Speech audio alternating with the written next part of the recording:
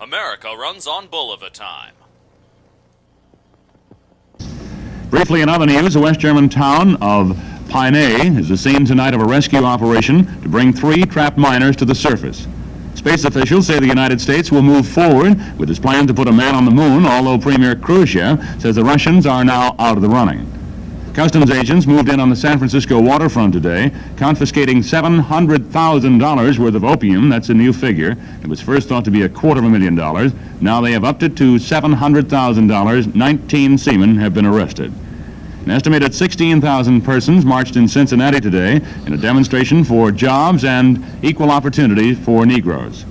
Sepulveda College student Robert Mann is planning rest and relaxation after returning from 21 months in Eastern German jails. The 20-year-old former Stanford student was arrested for trying to aid East German youths in escaping to West Germany.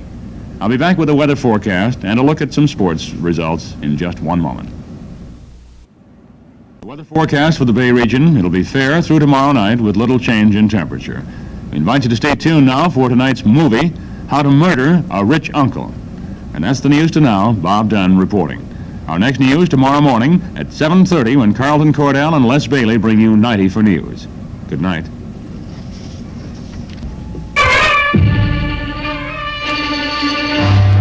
Nightly at 11, Channel 7 brings you the latest news. See Roger Grimsby and the news tomorrow night at 7 and the news final weeknights at 11 p.m. Watch Channel 7 for all the news.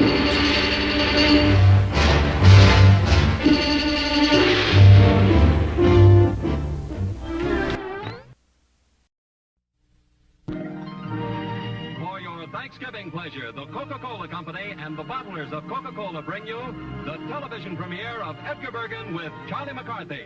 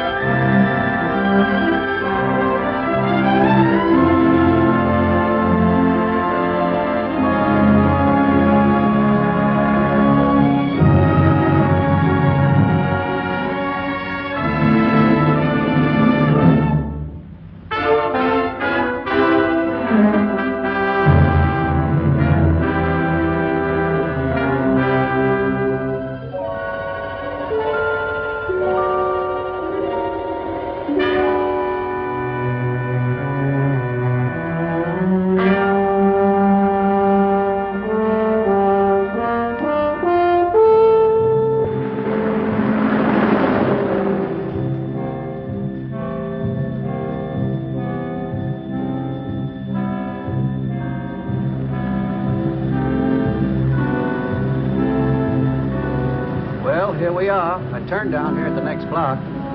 Thanks, mister. I'll get off there.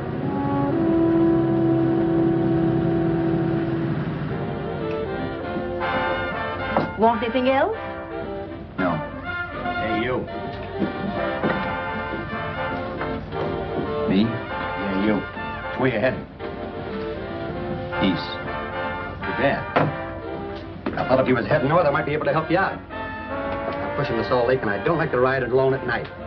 I'm one of those guys that got to talk or I fall asleep. Oh, sure. Now, my partner, he's got Lou to keep him company, but I ain't got nobody at all.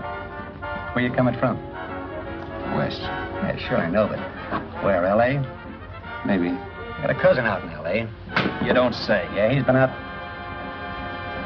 You're not much of a talker, are you? My mother taught me never to speak to strangers. Oh, a wise guy. So what? Okay, don't get sore. Just trying to be sociable, that's all. Hey, Glamorous. You change for a dime, will you?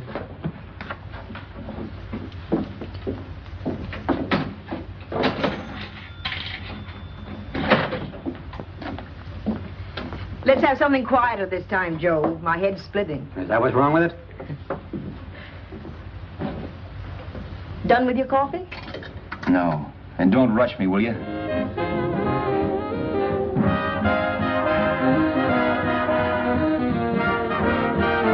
Hey, turn that off. Will you turn that thing off? What's eating you now? Yeah, what's eating you? That music, it stinks. Oh, you don't like it, huh? No, turn it off. Oh, wait a minute, pal. That was my nickel, see?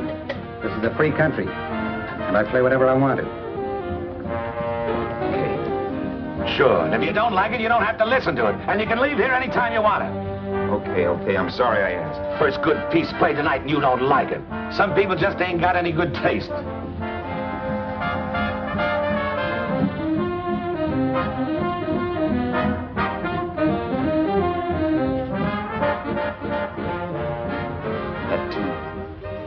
That tune. Why was there always that rotten tune? Following me around, beating in my head, never letting up. Did you ever want to forget anything? Did you ever want to cut away a piece of your memory or blot it out? You can't, you know. No matter how hard you try. You can change the scenery. But sooner or later, you'll get a whiff of perfume where somebody will say a certain phrase or maybe hum something. Then you're licked again. I can't believe that you're in love with me. I used to love that song once. So did the customers back in the old Break of Dawn Club in New York. I can't remember a night when I didn't get at least 3 requests for it. Sue, she was always selling it too. Those were the days.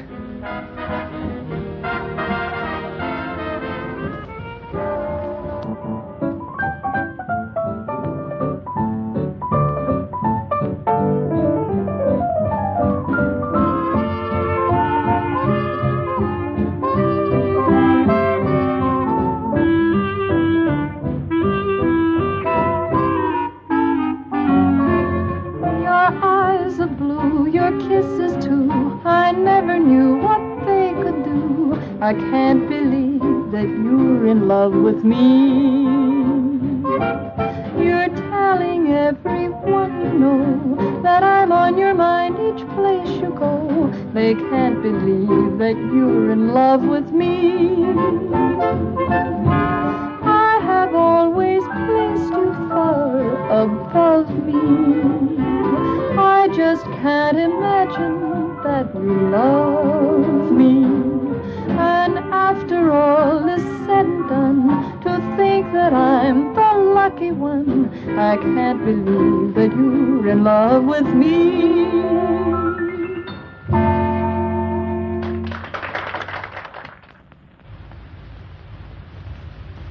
It wasn't much of a club, really. You know the kind.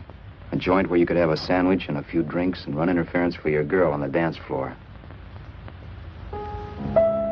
I pounded the piano in there every night from 8 until the place closed up, which usually meant 4 in the morning. A good job as jobs went in those days. Then, too, there was Sue, who made working there a little like working in heaven. But how we felt about each other, well, there was nothing very unusual in that. I was an ordinary healthy guy, and she was an ordinary healthy girl, and when you add those two together, you get an ordinary healthy romance. Which is the old story. Sure. But somehow, the most wonderful thing in the world.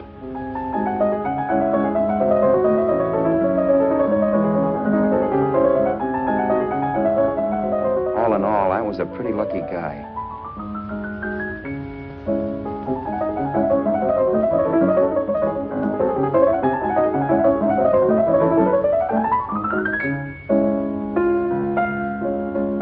Mr. Paderewski, I presume. It's beautiful. You're going to make Carnegie Hall yet, Al? Yeah, as a janitor. I'll make my debut in the basement. I don't blame you for being bitter, darling, but you mustn't give up hope. Why, someday... Yeah, someday. If I don't get arthritis first. In the meantime, let's blow this trap.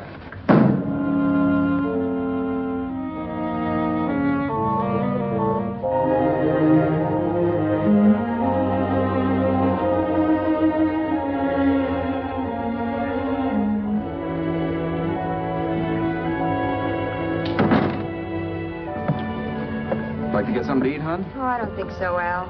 I lose my appetite working in this flea bag. Let's go home. Okay. I can't stand much more of that dump.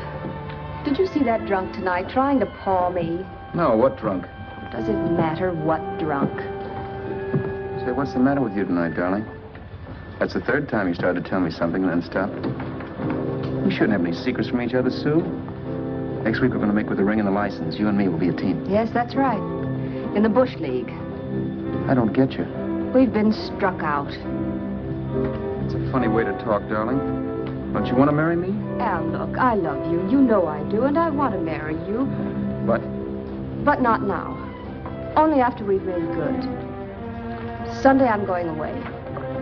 Oh, I know you'll think it's silly. That's why I hesitated to tell you. But I'm going to California. I want to try my luck in Hollywood. That's the most stupid thing I ever heard of. Don't you know millions of people go out there every year and wind up polishing cuspidors? I thought you had better sense. You sound as if you don't think I have any talent. That has nothing to do with it. I'll make out all right. Maybe. But what about me? Doesn't it mean anything to you that you're busting up all our plans? We may not see each other for years? It won't be that long.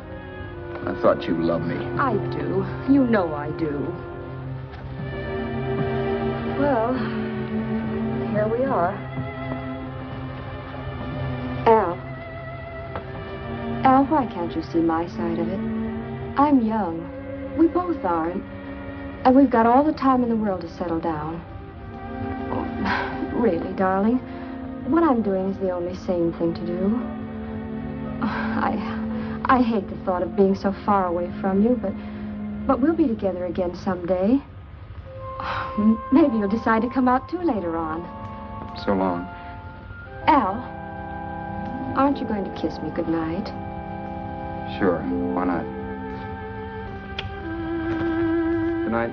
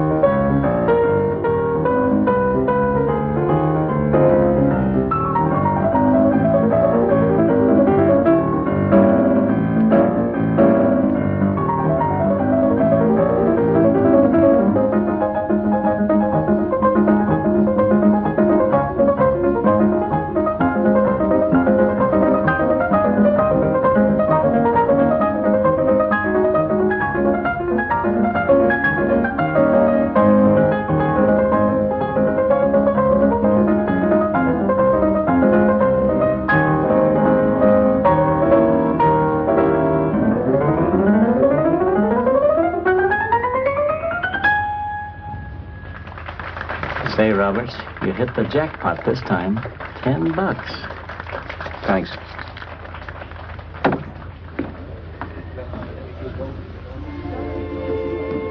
So when this drunk handed me a 10 spot after a request, I couldn't get very excited.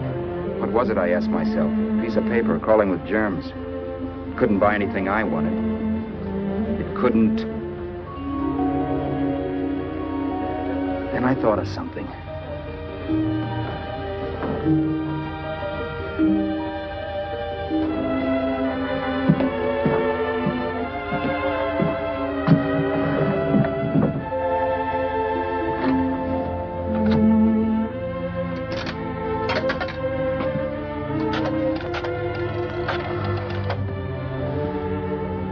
Long distance.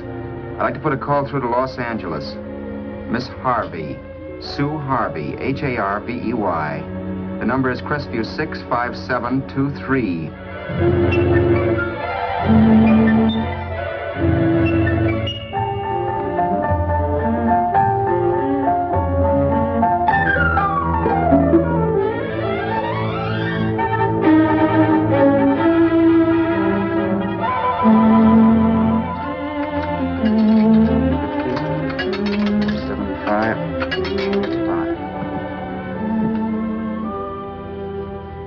Sue?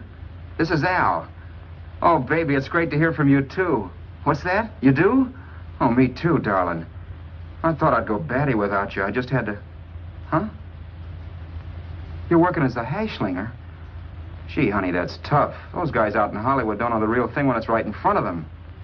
You just stick it out, Sue, baby. Keep going around to those casting offices. I'm sure you'll click.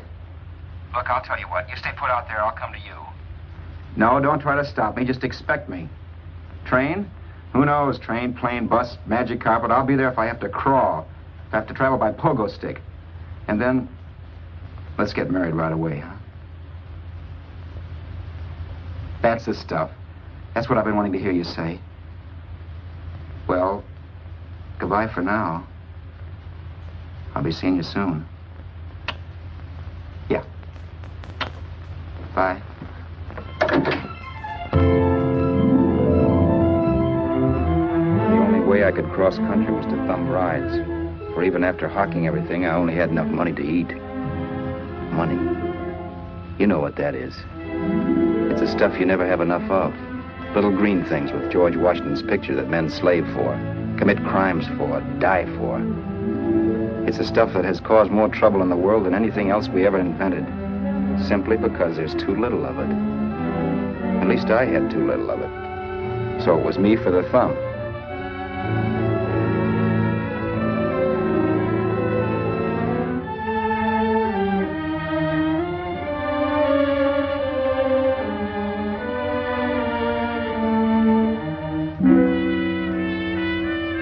Ever done any hitchhiking?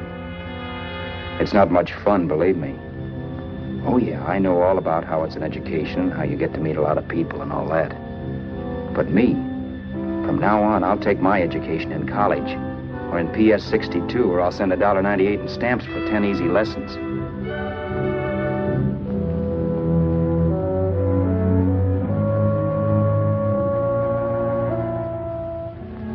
Thumbing rides may save your bus fare, but it's dangerous.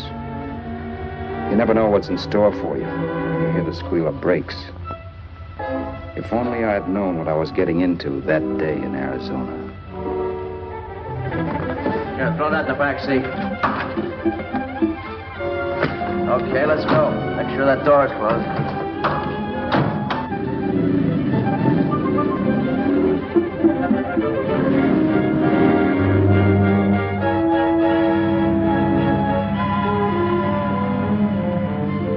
You know, Emily Post ought to write a book of rules for guys thumbing rides. Because as it is now, you never know what's right and what's wrong. We rode along for a little while, neither one of us saying anything. I was glad of that. I never know what to say to strange people driving cars. Then, too, you can never tell if a guy wants to talk. A lot of rides have been cut short because of a big mouth. So I kept my mouth shut until he started opening up. Hand me that little box, the compartment, will you, pal? Hold the wheel, will you?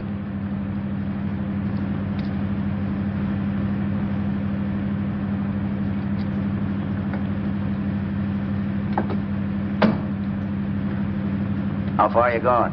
L.A. Wow, you're really traveling, aren't you? Yeah, but I don't expect to make it for a couple of years at the rate I've been promoting rides. Not much luck, huh? Sure, all bad. Not many people stop for a guy these days. Afraid of a stick-up, maybe. They can't blame him. Where you coming from? New York? Well, New York. You're in luck this time. I'm going all the way. Right through to Los Angeles. You drive a car? Sure. Whenever you're tired, let me know. I'll holler. I guess at least an hour passed before I noticed those deep scratches in his right hand. They were wicked. 3 puffy red lines about 1/4 inch apart. He must have seen me looking at them because he said, Beauties, aren't they? They're gonna be scars someday. What an animal. whatever it was, it must have been pretty big and vicious to have done that. Right on both counts, New York. I was tussling with the most dangerous animal in the world. A woman. She must have been Tarzan's mate. Looks like you lost the bout. Certainly wasn't a draw. You know, there ought to be a law against dames with claws. Yeah. I tossed her out of the car in her ear. It was that wrong? Give a lift to a tomato, you expect it to be nice, don't you? Yeah. After all, what kind of dame some rides? Sunday school teachers? Yeah. A little witch. She must have thought she was riding with some fall guy. And me, who's been booking horses around racetracks since I was 20. I've known a million dames like her. 2 million. Yeah. Stop the car, open the door. Take it on the Arthur Duffy sister, I told her. That's the stuff. Is that was done, huh? But if you want to see a real scar, brother, get a load of this. Wow. I got that one dueling. Dueling? Yeah, we're just kidding, of course. My dad owned a couple of Franco-Prussian sabers. Kept them on the wall for decorations. Well, one day, the kid and I took them down when the old man wasn't around. Had a duel. He got me in the arm here. Pretty mean cut.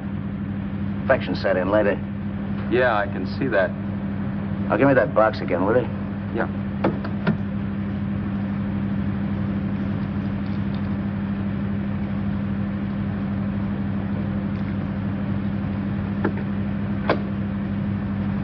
Pain made me lose my head, I guess. I began slashing.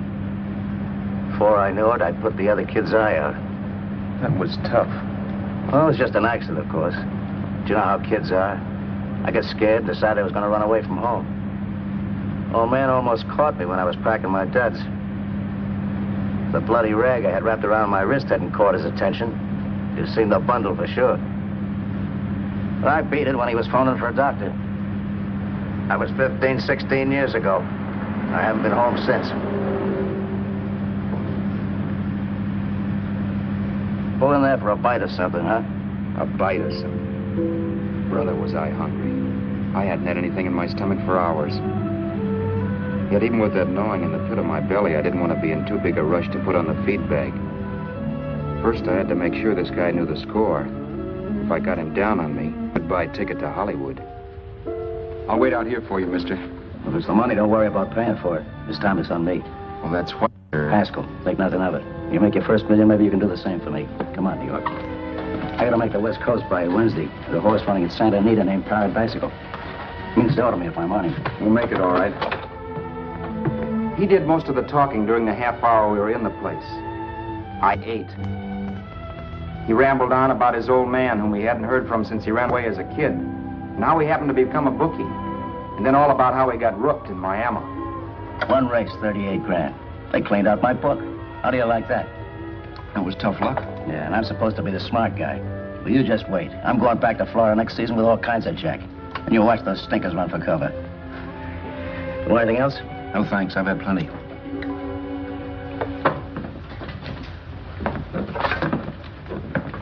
That check there, sister? Oh, just a minute. Your change, sir. Keep it, sister. Oh, thank you, sir. Call again. I'll be waiting outside for you when you finish work. Sharp check, huh?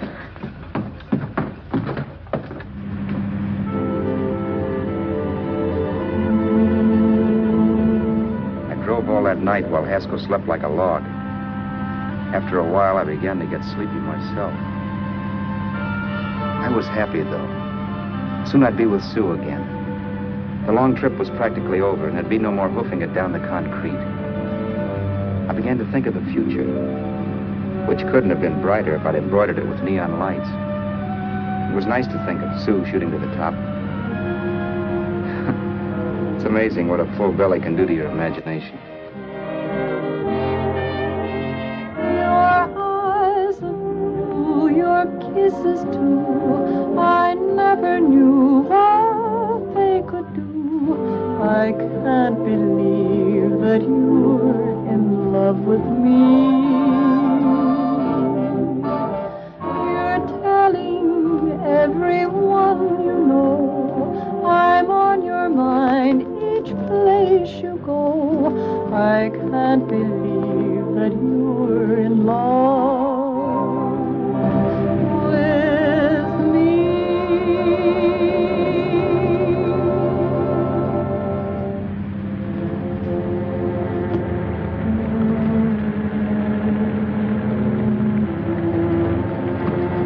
Mr. Haskell, Mr. Haskell. Mr. Haskell, wake up. It's raining. Don't you think we ought to stop and put up the top?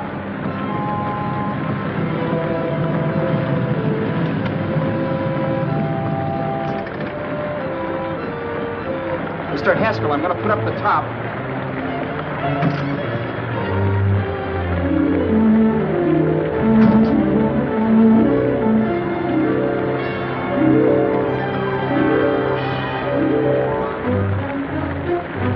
Until then, I'd done things my way. But from then on, something else stepped in and shunted me off to a different destination than the one I had picked for myself. But when I pulled open that door...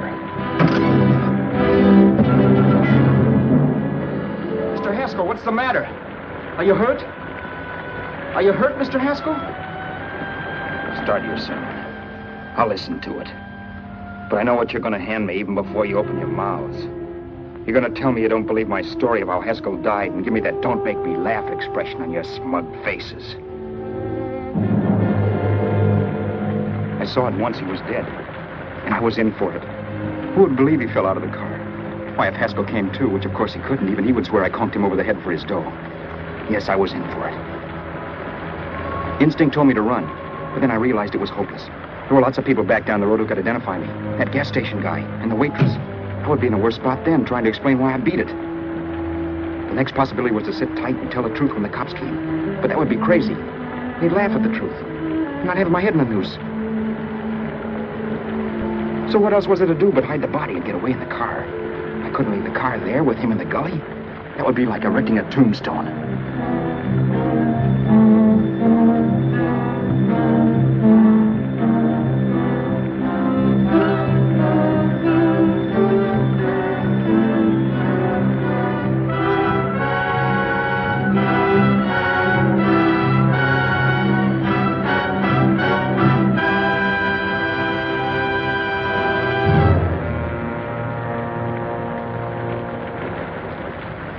My idea was to cover him with brush, not to rob him. But then I remembered that even if I only drove the car for 100 miles or so, I would need money for gas. Besides, it was stupid of me to leave all that money on a dead man. Not only that, I'd have to take his driver's license in case I was stopped for something. I didn't like to think about it, but by that time I'd done just what the police would say I did, even if I didn't. My clothes. The owner of such an expensive car would never be wearing them. Some cop might pull me in on suspicion.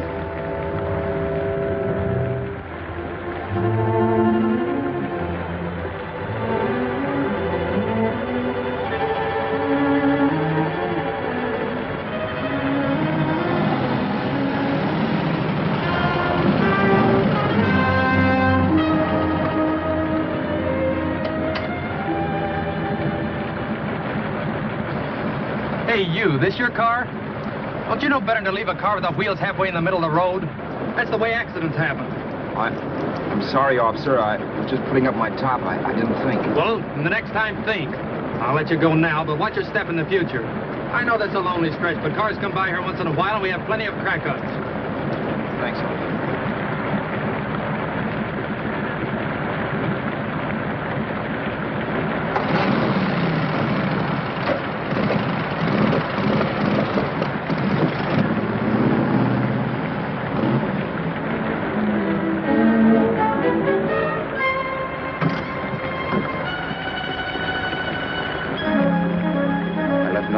To give me away as Roberts.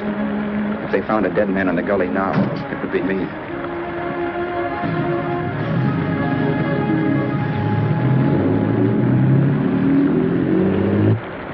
As I drove off, it was still raining, and the drops streaked down the windshield like tears. I kept imagining I was being followed and that I could hear sirens back in the distance. Just how long it took me to cover the 60-odd miles to the California state line, I don't know. I lost all track of time. But the rain had stopped and the sun was up when I pulled up to the inspection station. Hello?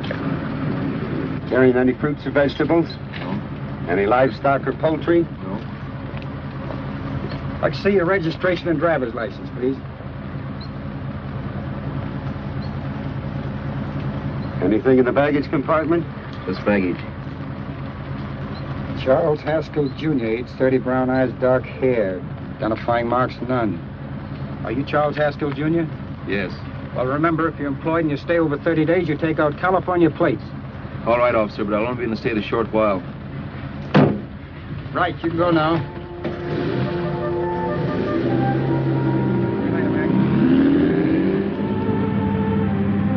I couldn't drive any farther without some sleep. Cops or no cops, I knew I had to hit the hay and hit it hard. I was dead tired.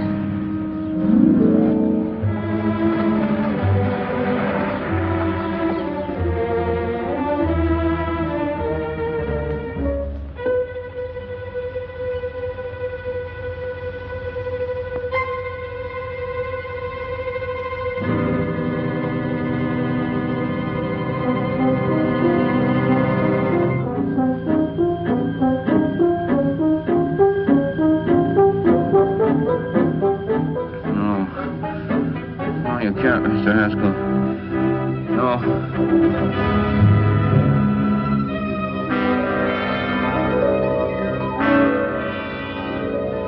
Mr. Haskell, you can't die. I think I did it. No, Mr. Haskell. No. No.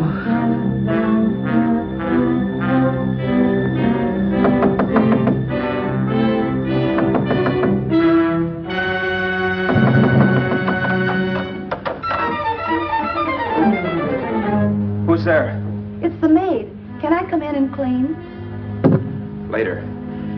In a half hour. All right, sir.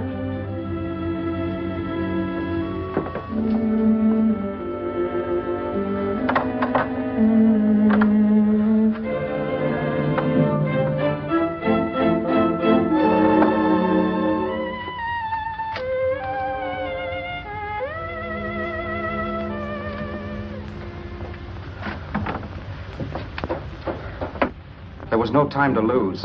Every minute I had to be Charles Haskell was dangerous. And I'd have to be Charles Haskell until I got to some city where I could leave the car and be swallowed up.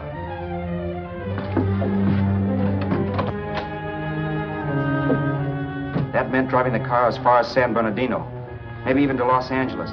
In a little town I might be noticed, but in a city I should be safe enough. Then, after I ditched the car, I could go on to Sue. But those 5 minutes at the state line made me realize it might be a good idea to find out a little bit about Mr. Haskell. Then if anybody asked me questions, I could give the right answers.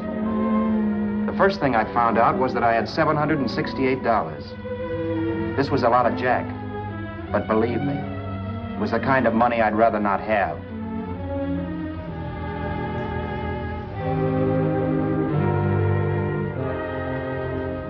And then I found out from a letter Haskell was carting around in his bag that he wasn't the open-handed, easygoing big shot who went around buying dinners for strange hitchhikers.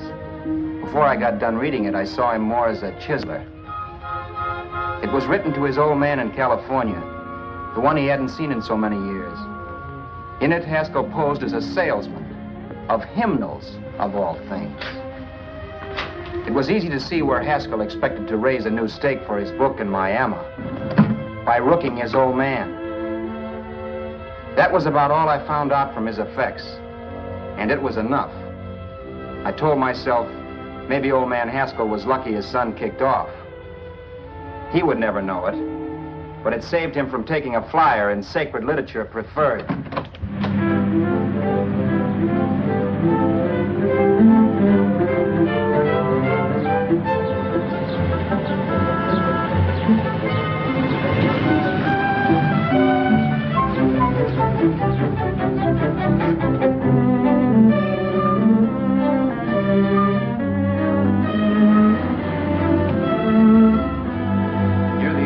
Desert Center, I pulled up for water. There was a woman. Hey, you! Come on if you want to ride.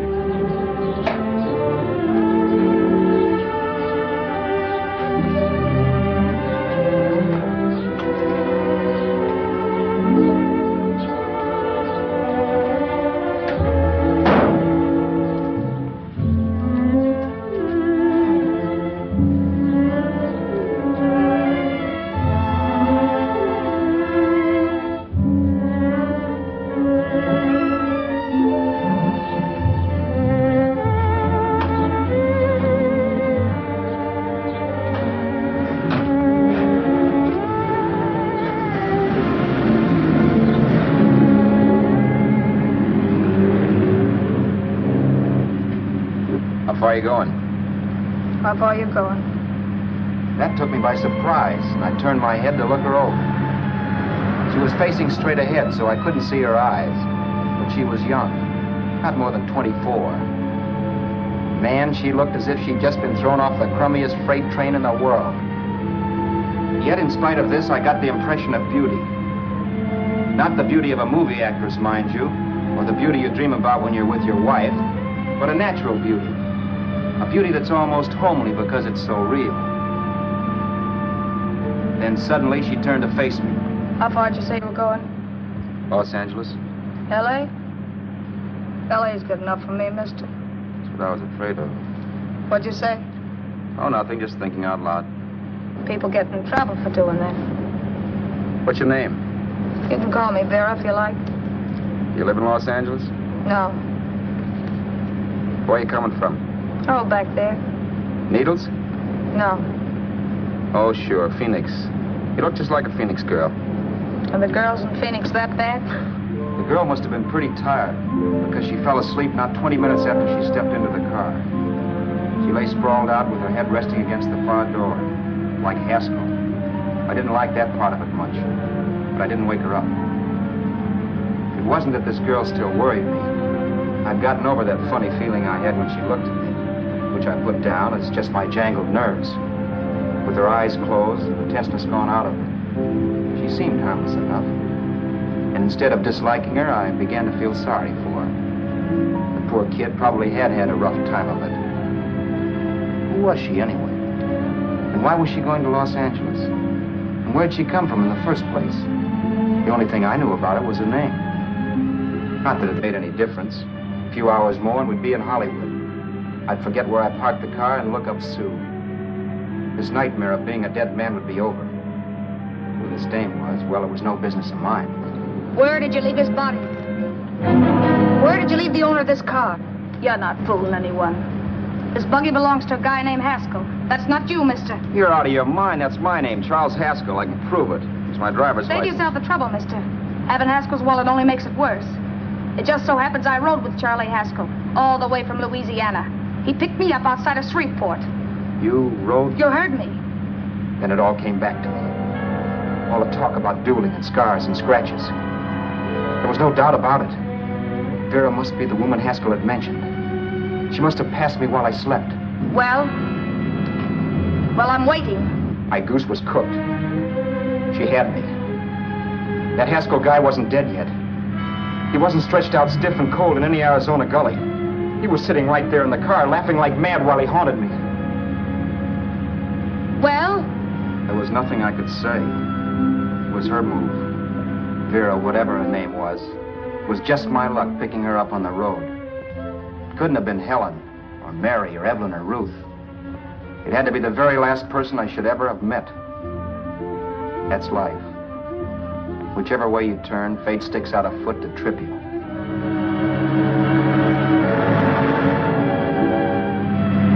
I told her everything, but she didn't believe my story. I should have saved my breath. That's the greatest cock and bull story I ever heard. So he fell out of his car. Say, who do you think you're talking to, a hick? Listen, mister, I've been around, and I know a wrong guy when I see one. What'd you do, kiss him with a wrench? Now, wait a minute. What I told you was true. You see, that's why I had to do it. You think I killed him. Well, the cops would have thought so, too. Yeah, well, maybe they still think so. What makes you so sure I'll shut up about this? Vera, I'm innocent. Give me a break, will you? It won't do me any good having you pinched. The cops are no friends of mine. Now, if there was a reward, but there isn't. Thanks. Don't thank me yet. I'm not through with you by a long shot. Let's see that roll.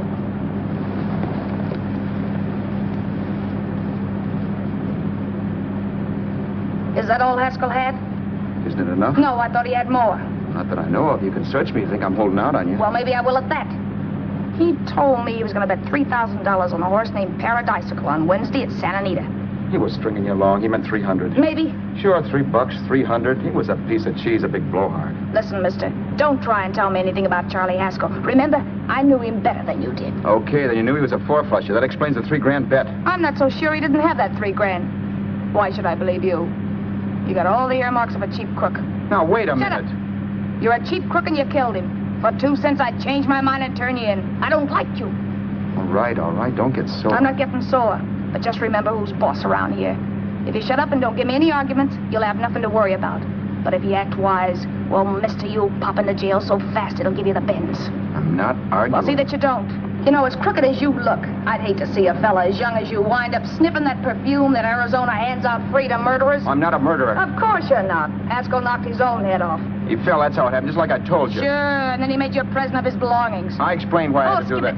Doesn't make a difference one way or another. I'm not a mourner. I liked Haskell even less than I like you. Yeah, I saw what you did to him. What do you mean? Well, scratches on his wrist. Sure, I scratched him. I'll say you did. So your idea was to drive the car a little way, maybe into San Bernardino, and then leave it. You weren't going to sell it? Sell it? You think I'm crazy? Somebody else's car? See, all I want to do is leave it somewhere and forget I ever saw it. Not only don't you have any scruples, you don't have any brains. I don't get you. Maybe it's a good thing you met me. You'd have got yourself caught, sure. Why, you dope. Don't you know a deserted automobile always rates an investigation? Huh? Look, the cops find a car. Then they get curious. They wonder where the owner is. So, all right, they don't trace Haskell. They trace you. I never thought of that. The only safe way to get rid of the car is to sell it to a dealer. Get it registered under a new name. Say, stop at the next store. I want to get a bottle and do some shopping before we hit L.A. Okay. As soon as we find a place, I'll drop you off and pick you up later. Nothing doing. You're coming in, too. From now on, you and I are like the Siamese twins. Have it your way, but I don't get the point. The point is, I don't want you to get lost. I'm not going to beat it if that's what you're afraid of. I'll say you're not. Well, I'm going to see that you sell this car so you don't get caught. Thanks. Of course, your interest wouldn't be financial, would it? You wouldn't want a small percentage of the profits. Well, now that you insist, how can I refuse? 100% will do. Fine. I'm relieved. I thought for a moment you were going to take it all. I don't want to be a hog. A few hours later, we were in Hollywood. I was recognizing places Sue had written about. It struck me that far from being at the end of the trip, there was a greater distance between Sue and me than when I started out. Vera wasn't kidding with that Siamese twins crack. She rented a little apartment as Mrs. Charles Haskell. When I objected to this, she explained that it was on account of the car. A dealer might think something was funny if he called and found we were using different names.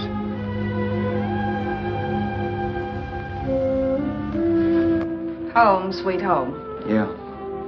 Not bad either.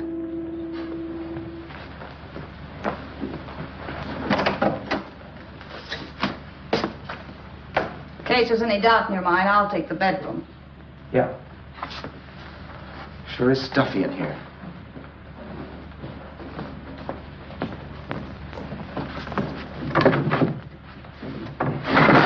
Keep the window shut.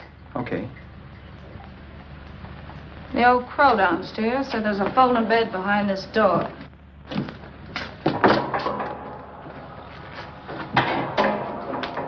You know how to work it? I invented it. Some joint. One can't have everything.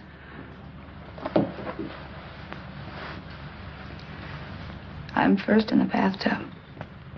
I don't know why, but I figured you would be.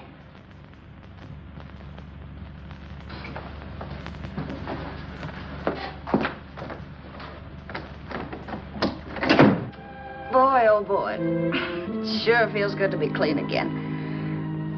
I must be 10 pounds lighter. You must be.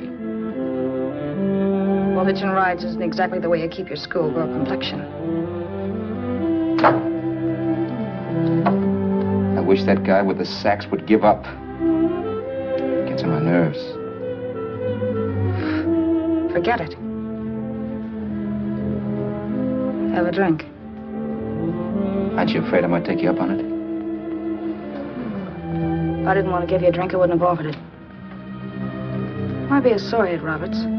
You got yourself into this thing. You should be grateful I'm not turning you in. Why, if I wasn't regular, you'd be in the pen this minute, being photographed, fingerprinted, and being pushed around by the cops. So cheer up. Get rid of that long puss. Or is your conscience bothering you?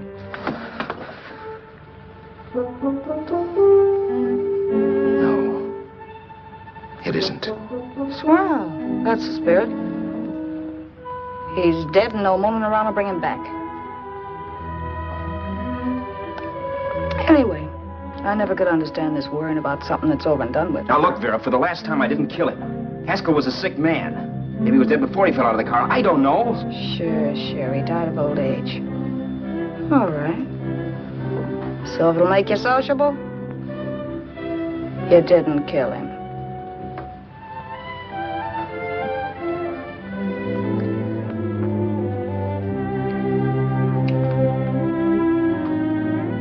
Thanks.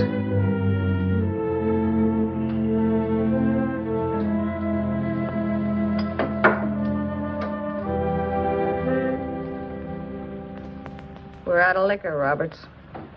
Yeah. Too bad. I felt like getting tight tonight. Well, I think you succeeded. Am I tight? As a prima donna's corset. That's good. I wanted to get tight. Why? What have you got to get tight about? Oh, I don't know. Few things. You should have my worries. If I had your troubles, I'd stay sober. And I've got the key to that door. Yeah. Maybe you're right. I'm always right. You know, I don't like your attitude, Roberts. Well, there's a lot of things I don't like. Sure. But life's like a ball game. You gotta take a swing at whatever comes along before you wake up and find it's a ninth inning.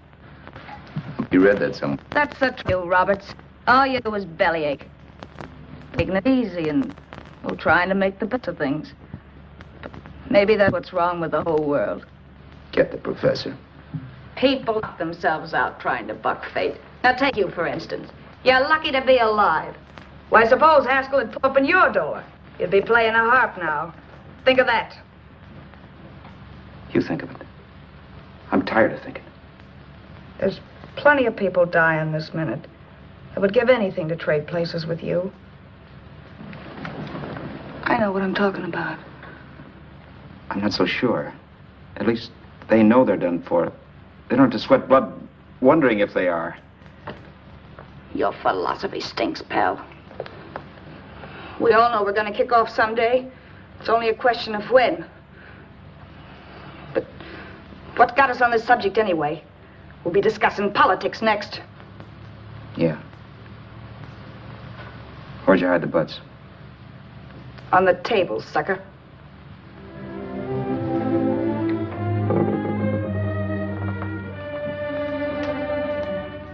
We bored each other with conversation for a couple of hours longer. Every 5 minutes, one of us was wishing we had another bottle or a radio or something to read. Then finally, we ran out of chatter. I know it's only 11 o'clock, but I want to get up early and make the rounds of the used car lots. No hurry about that. We've got all the time in the world. Maybe you have, but if you think I want to stay cooped up in this place any longer than I have to, you're batty. It's not a bad place. Pay plenty for diggings like this in New York. I wouldn't like it if it was the Ritz.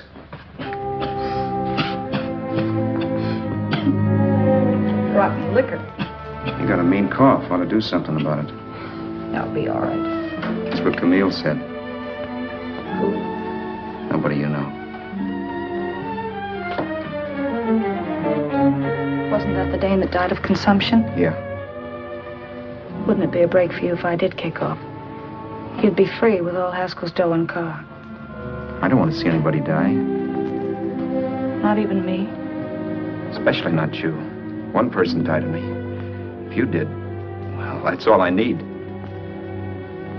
You don't like me, do you, Roberts? Like you? I love you. My favorite sport is being kept prisoner. After we sell the car, you can go to blazes for all I care. But not until then.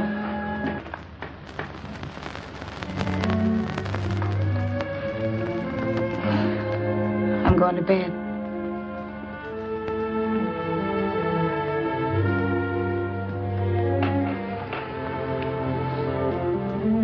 Good night, Roberts. Don't try and sneak away during the night. All the doors are locked. Anyway, if I find you gone in the morning, I'll notify the police. They'll pick you up. Don't worry, I know when I'm in a spot. Well, good night. I hope that portable rack isn't too uncomfortable for you. Don't lose any sleep over it, will you, Vera?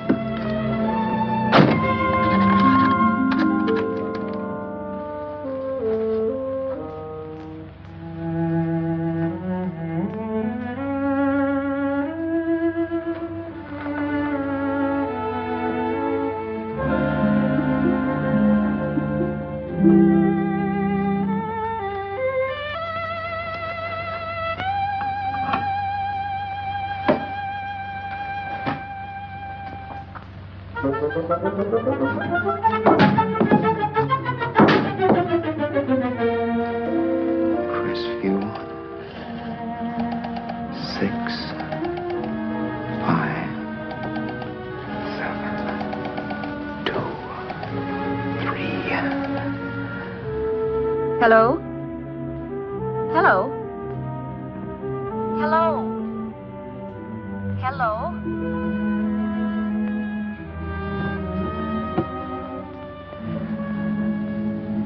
No. Not yet, darling. Tomorrow. Maybe. If this were fiction, I would fall in love with Vera, marry her, and make a respectable woman of her. Or else she'd make some supreme Class A sacrifice for me and die. Sue and I would bawl a little over her grave and make some crack about there's good in all of us. But Vera, unfortunately, was just as rotten in the morning as she'd been the night before. All right, I'm coming. Look, Vera, it's almost noon. So what? The dealers will be there all day? They'll be there all year, too, but it doesn't wait that long. Shut up. You make us like a husband. Well, do I rate a whistle? You sure do, but let's go. Let's go, let's go. I spent $85 and 2 hours preparing bait, and all you can say is let's go. Come on.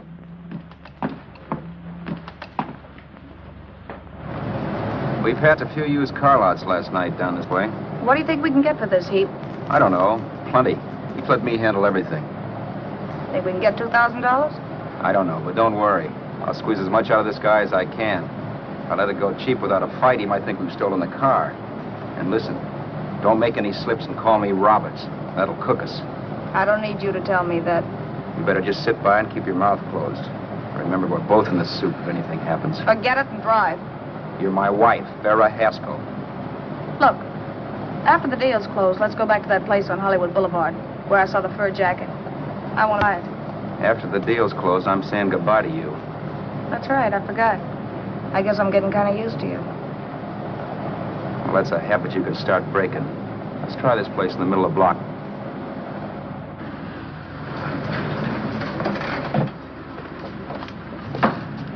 Good afternoon. What can I do for you? We're interested in selling a car. If the price is right. Well, if it's in good mechanical condition, it should blue book for about $1,600. Tony, take a look at this motor. $1,600. Are you kidding?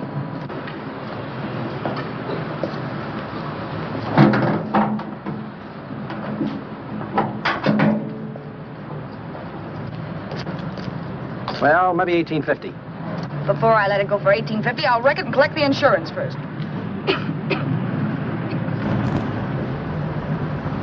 Lady, this motor's seen a lot of driving.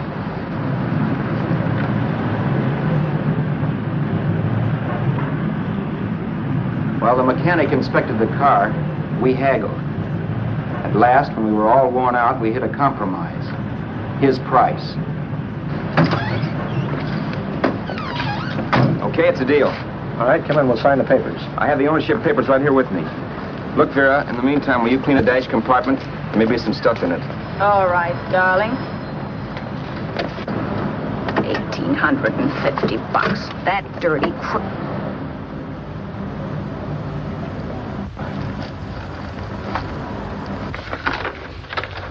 In New York, huh? Yeah. But you bought the car in Miami? Yeah. Well, now let's see about the insurance. We can either have it transferred or canceled. What kind of insurance do you have, Mr. Haskell? Well, aren't all the papers there? I don't see any.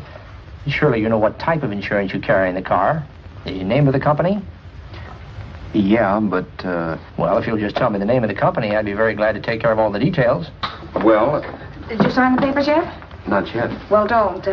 We're not selling the car. Well, wait a minute, Mrs. Haskell. Come on, darling. What's the matter? Change your mind? Yes, I'm sorry. I guess I have. But Vera... Let's go.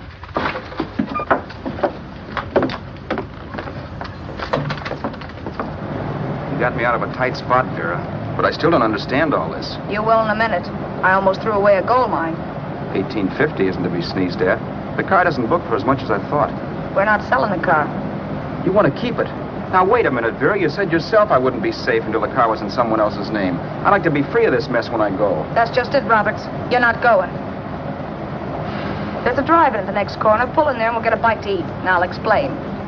What is this, another one of your brilliant ideas?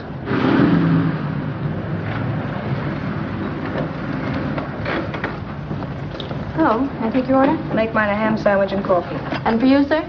Oh, I don't care. The same. Thank you.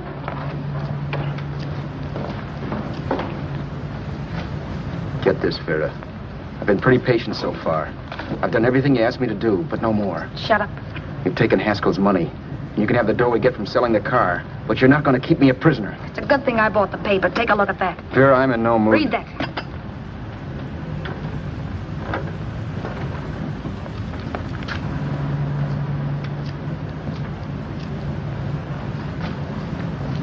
No. Yes. No, I won't do it. Yes, you will. You think I'm crazy? It's impossible, I tell you. Excuse me.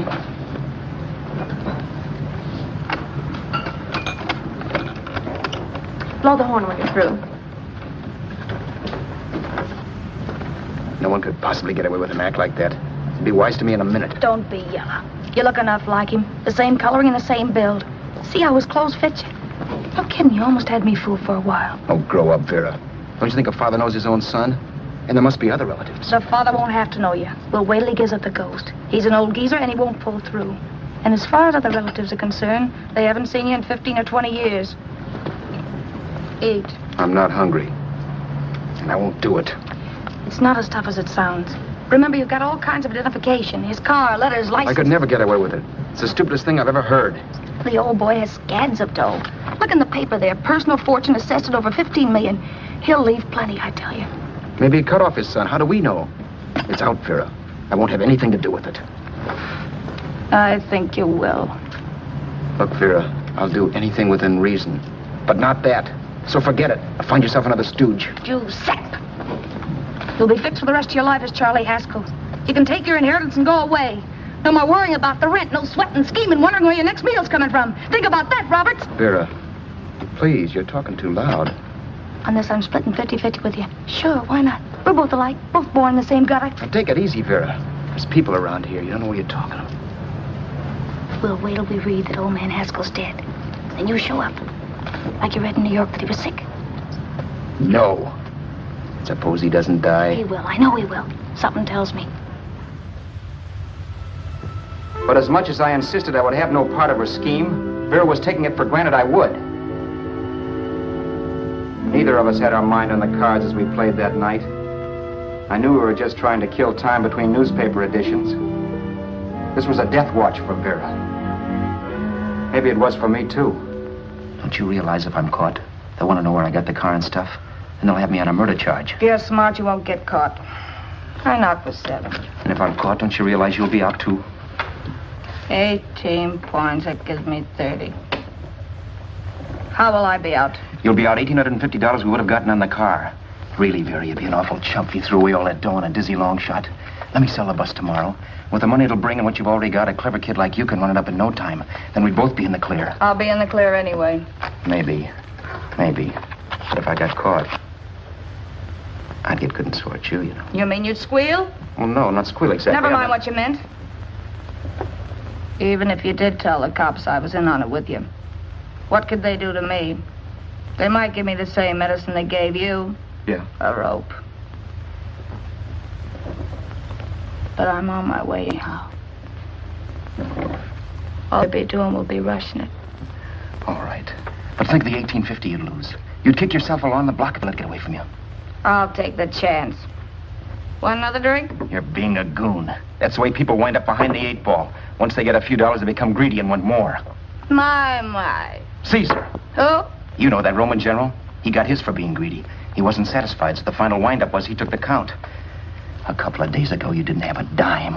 Why, you were so broke you couldn't pay cash for a postage stamp.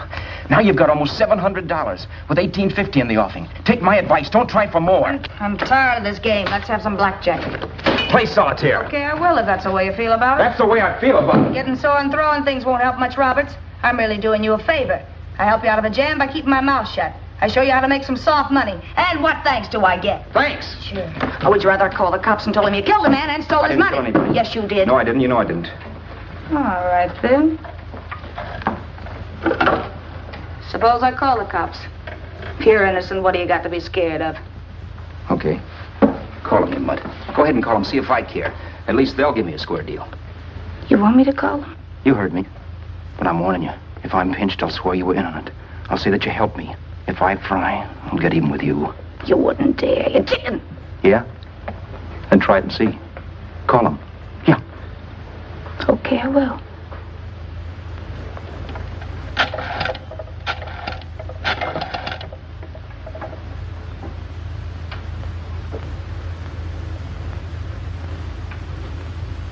Information?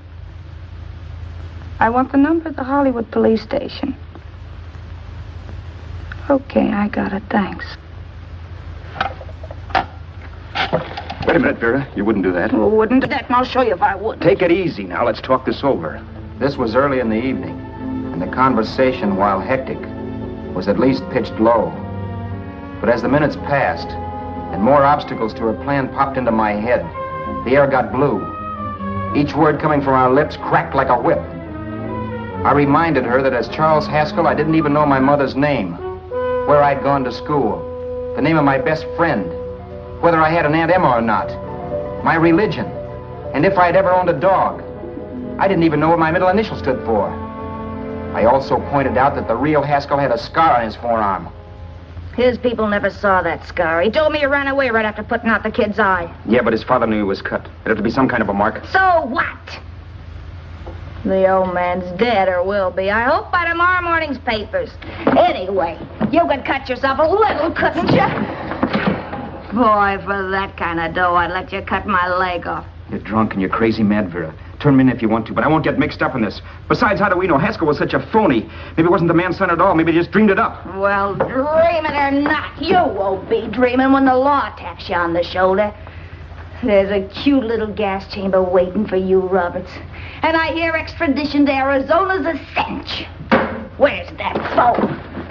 Vera! Leave me alone. Vera! Here. I want a phone call, police. I hate you, yellow stinker. You leave me alone. I'll let you alone when you promise to leave the phone where it is. You're drunk. You don't know what you're doing. You're hurting me. Will you promise? All right.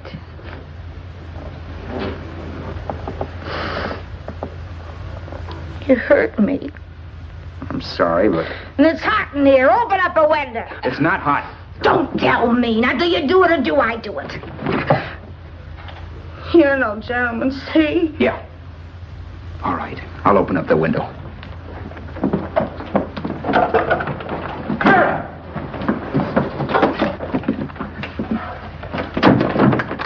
Vera, open the door. Please open the door. Vera, open the door. Don't use the phone. Listen to me.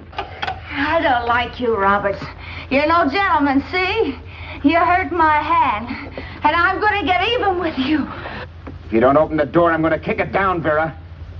Vera, don't call the cops. Listen to me. I'll do anything you say. Vera, let me in. I'll break the phone.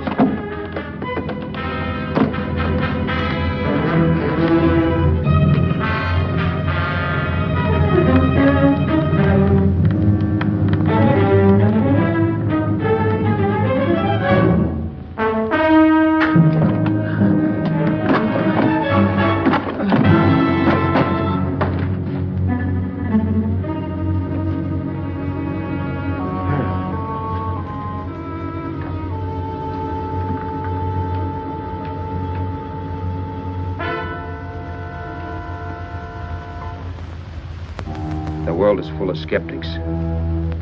I know. I'm one myself. In the Haskell business, how many of you would believe he fell out of the car? And now, after killing Vera without really meaning to do it, how many of you would believe it wasn't premeditated? In a jury room, every last man of you would go down shouting that she had me over a barrel and my only out was force. The room was still. So quiet that for a while I wondered if I had suddenly gone deaf. It was pure fear, of course. And I was hysterical, but without making a sound. Vera was dead, and I was her murderer. Murderer? What an awful word that is. But I'd become one.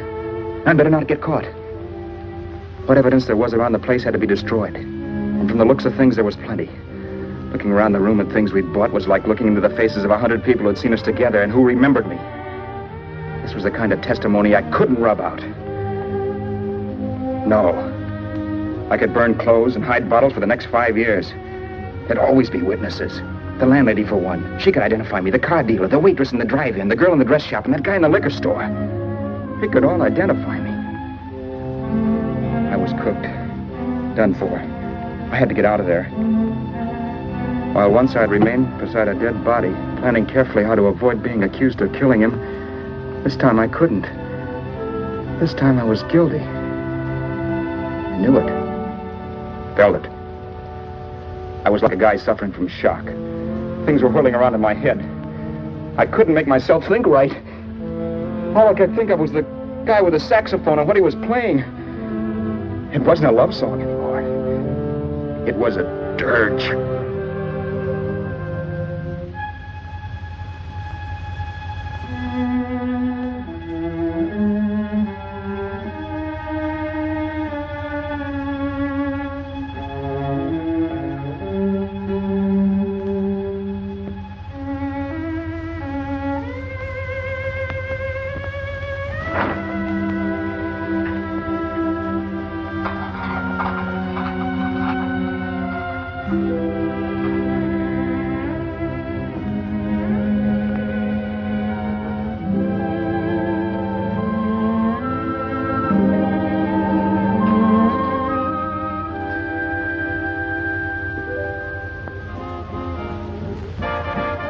Problems weren't solved.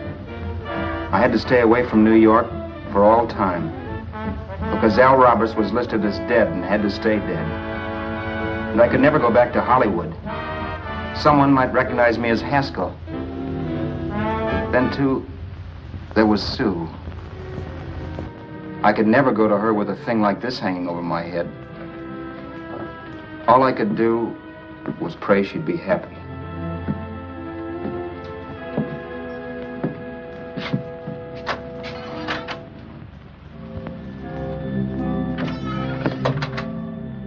I was in Bakersfield before I read that Vera's body was discovered, and that the police were looking for Haskell in connection with his wife's murder.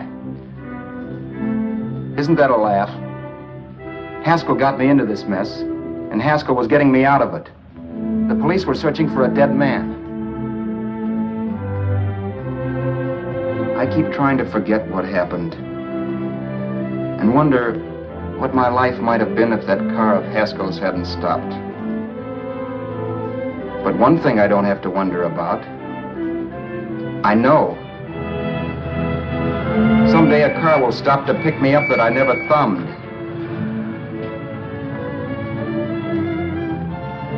Yes. Fate, or some mysterious force, can put the finger on you or me for no good reason at all.